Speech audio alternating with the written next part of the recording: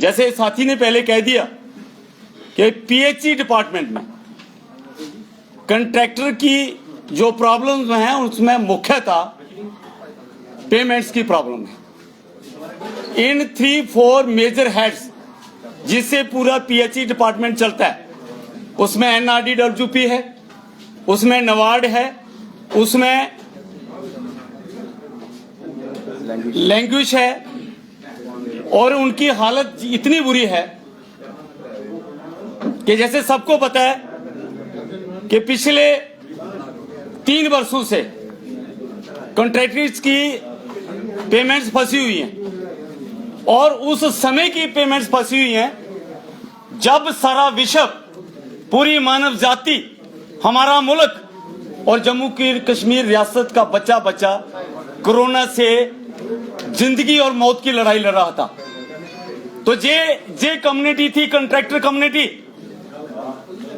कि जिन्होंने उस समय भी हवा के बाद पानी की जरूरत है मानव जाति को, उस समय भी अपना काम जारी रखा। जो भी गाइडलाइन थी कोविड की, अपनी लेबरों को भी संभाला और हर घर तक पानी पहुंचाने का कार्य किया। जहां जो ऑफिसर थे उनको अवार्ड दिए गए कोरोना वॉरियर्स के, लेकिन जिन्होंने ग्राउंड पे काम किया उनके साथ इनजस्टिस ही नहीं, क्राइम किया। जिन ठेकेदारों ने पिछले 3 साल से लैंग्वेज स्कीम में काम किया, लैंग्वेज क्या है लैंग्वेज, जो बिल्कुल अपने वर्ड मीनिंग से लैंग्वेज, जो स्कीमें बिल्कुल मर चुकी थी, कमजोर हो गई थी। पीएचई डिपार्टमेंट में सैकड़ों स्कीमें ऐसी थी कि जिनमें फंडिंग मिक्रो फंडिंग थी। अगर करोड़ रुपए की स्कीम है तो साल में सिर्फ 5 लाख रुपए आता था। तो फिर गवर्नमेंट ने, हायर ऑफिसर्स ने यह तय किया, इसे जो बेनिफिट है स्कीम का वो नहीं पहुंचेगा।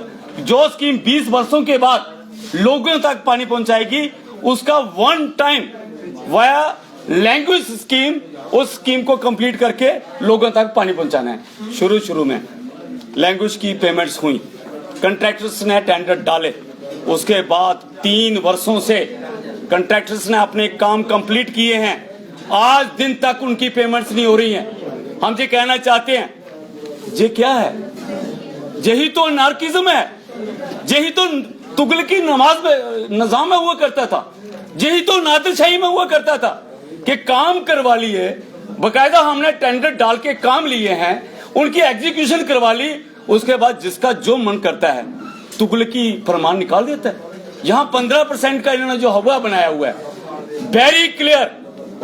जो कंट्रैक्टर्स ने रेट डाले थे सेक्रेटरीट से, हर एक डिवीजन में कमेटियां बनाएगी, जिसके वहां के सुपरिटेंडेंट इंजीनियर उस कमेटी के चेयरमैन थे। वेरिफिकेशन हुई, रिजल्टेबिलिटी ली गई, और साहब ने अपनी रिपोर्ट 1-1.5 वर्ष से सबमिट किए हैं कि जितने भी काम जे अलॉट हुए हैं उनके रेट रीजनेबल हैं और काम डिसेंट हुए हैं। उसके बावजूद भी टस से मस नहीं है और ठेकेदारों का कचुम्बर निकाल दिया। मैं कहना चाहता हूं, इस तरीके से जो आज का है, जो जेजेएम बहुत बढ़िया स्कीम है, लेकिन जब ठेकेदारों के पुराने जो पेमेंट्स हैं, जब तक उनका भुगतान नहीं होगा, ठेकेदार कहां से पैसे लाएगा?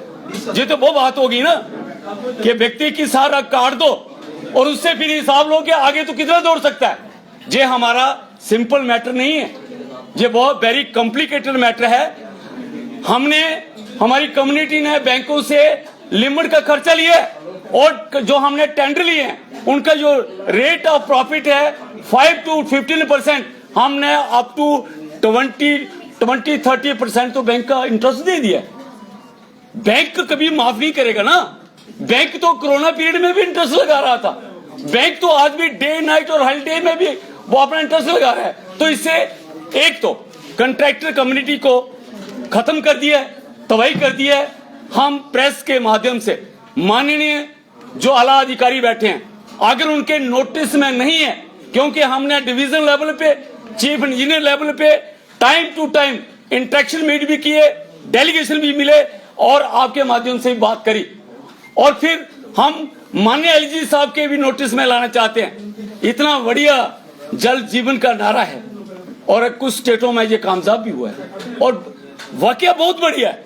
लेकिन जब आप कंट्रैक्टर से पेमेंट नहीं करोगे तो ये जो प्रोजेक्ट है कैसे कंप्लीट होगा? ये अनार्की है, ये हमारे साथ बेइंसाफी है और ये हम अपने हक और इंसाफ की लड़ाई के लिए आपके माध्यम से आला अधिकारियों और एलजी साहब के नोटिस में लाना चाहते हैं। आपके माध्यम से हम पीएम साहब के नोटिस में लाना चाहते हैं कि व्हाट इज ऑल दिस, ये क्या है, इसमें नजरसानी क्यों नहीं? उन लोगों को क्यों नहीं पूछा जाता जिन्होंने 6-6 महीने से 3-3 सालों से? ये कौन सा ट्रांसपेरेंट सिस्टम है? ये कौन सा डिजिटल इंडिया है? ये कौन सा ऑनलाइन सिस्टम है? बिल जहां से जाता है सेक्टर में 3 साल 2.5 साल 6 महीने वहां पड़ा रहता है। That is beyond our approach. और आपके माध्यम से हम यही संदेशा देना चाहते हैं कि इस कम्युनिटी का बेड़ा गर्क मत करो।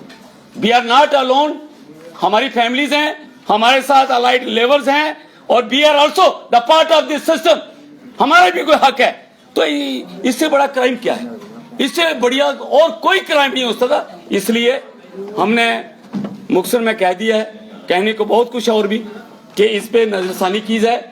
घर घर तक नल से पानी तभी पहुंचेगा जब कंट्रैक्टर से पेमेंट हो जाएंगी। और जिन भी कंट्रैक्टर से करोड़ों रुपया फंसा दिया है, कसूर क्या है?